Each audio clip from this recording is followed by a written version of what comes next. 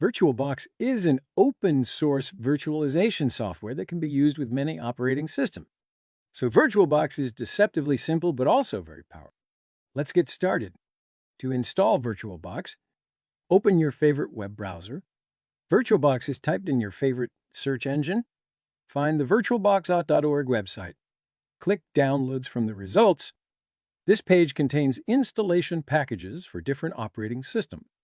These packages include Windows, macOS, Linux Debian, Fedora, Ubuntu, OpenSUSE, Oracle Linux, and Solaris. For the Windows operating system, we download the Windows hosts installation file. Click the Save File button on the screen that appears and download the installation package to our computer. The file size is large. The download will take time depending on the speed of your internet connection.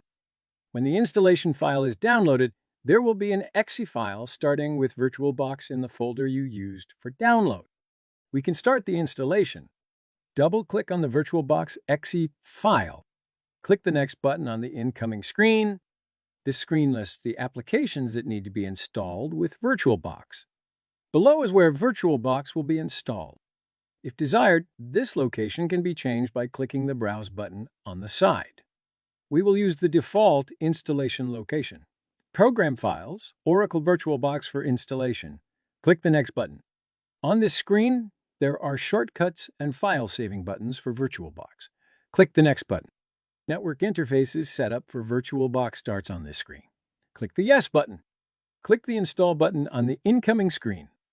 The files required for installation are installed on the host computer. Click the Finish button on this screen to finish the installation. The installation is successfully completed. Now we can install virtual computers